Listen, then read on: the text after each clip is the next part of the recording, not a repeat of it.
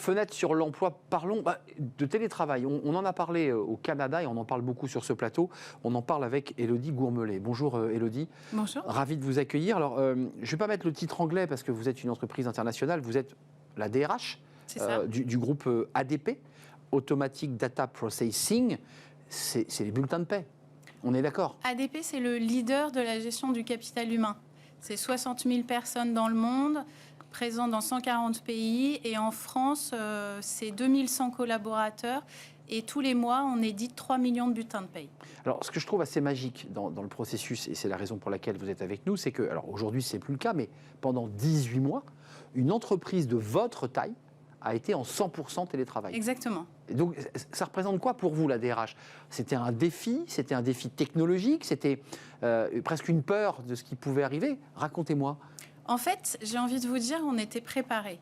On était préparés, pourquoi? Parce qu'aujourd'hui, ADP, donc c'est une entreprise de service qui sert un certain nombre de clients, 1 million de clients dans le monde. Et donc en France, on édite 3 millions de bulletins de paye chaque mois. Dans cette pandémie, on avait 2 enjeux. Un, préserver la santé et la sécurité de nos collaborateurs.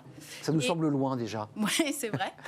Et en fait, on était préparés parce qu'avant la pandémie, chaque année, pour chacun de nos sites, on simulait le télétravail pour tout le monde pour vérifier la fiabilité de nos infrastructures. Oui. C'est l'alarme incendie, quoi. Exactement. On fait sortir tout le monde du bureau pour voir si ça marche. Et ça marchait. Et ça marchait. Donc finalement, quand le choc Covid, cette vague, nous a submergés, vous vous êtes dit, nous, on s'est bien préparés, un peu comme des sportifs qui se seraient entraînés pour la compète, c'est ça? C'est vrai, c'est exactement ça. Donc quand il y a eu l'annonce le samedi soir, le dimanche, on a fait un comité de direction flash.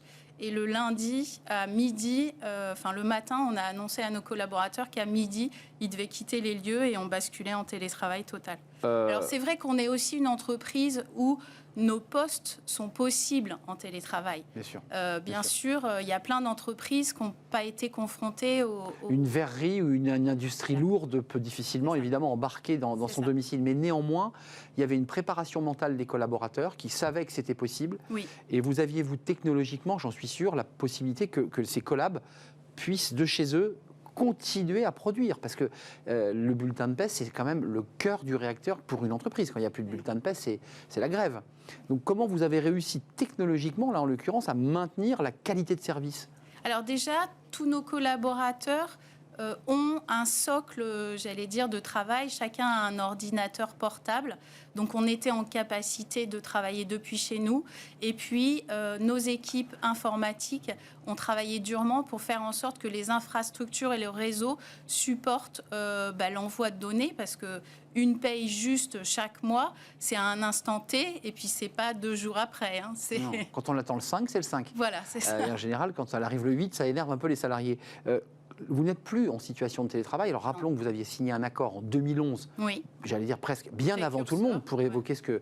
Mais on en est où aujourd'hui? Parce que les collaborateurs qui ont été en télétravail forcé, encadrés mais forcés, est-ce qu'ils revendiquent aujourd'hui, comme un peu partout là, au Canada en ce moment, du télétravail plus important? Non, ils ont accepté l'hybridation? En fait, oui, on est revenu sur site et l'entreprise dans le monde a mis en place un modèle hybride, 3 jours sur site, 2 jours de télétravail.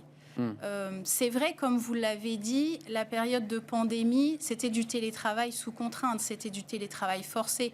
Tout le monde était dans ces conditions-là et nous, on a pu s'en sortir parce qu'on était préparés. Aujourd'hui, l'entreprise, ça reste un collectif. Et chez on revient ADP, toujours à ce sujet. Notre force, c'est le collectif. Juste cette infographie rapidement, peut-être, si on peut la voir. Quand même, les jeunes vous mettent une sacrée pression parce que 53% des 18-24 ans prêts à démissionner de leur poste, ils n'ont pas la possibilité de télétravail. Enfin, ça vous challenge directement. Vous savez à quoi vous en tenir. Mais ils ont la possibilité de télétravailler chez nous, puisque c'est jusqu'à 2 jours. Ah oui, vous êtes précurseur. Donc c'est possible. Et je pense que les jeunes, ils attendent aussi d'autres choses des entreprises, comme notamment prendre en compte la diversité et l'inclusion. C'est des thèmes qui font vraiment partie de notre ADN chez ADP. Et on le voit dans les enquêtes aujourd'hui. l'ensemble des collaborateurs est attaché à ces valeurs. Oui, et puis il y a cette idée quand même que l'entreprise, il faut y être aussi physiquement, même si on a plaisir à être à distance pour travailler au calme et pour pouvoir se concentrer sur les paix. Dieu sait si la paix est importante et que ce petit papier est important. A de la valeur. A de la valeur, oui, parce qu'il faut les conserver, on est d'accord. Il faut les conserver très longtemps. Merci Elodie Gourmelet d'être venue nous expliquer le caractère avant-gardiste de votre entreprise, ADP, 60 000 collaborateurs dans le monde entier. Oui. Et vous êtes la DRH France, directrice des ressources humaines d'ADP. Merci de nous avoir rendu visite, c'est un vrai plaisir. Merci beaucoup. L'émission est terminée. Je remercie évidemment toute l'équipe qui m'a accompagné, Alice Pitavi à la réalisation, Saïd au son. Je remercie l'équipe de programmation, bien entendu, Nicolas Juchat, je remercie Alexis. Merci à vous, merci de votre fidélité et merci pour tous vos messages sur les réseaux sociaux. Je vous dis à très bientôt. Bye bye.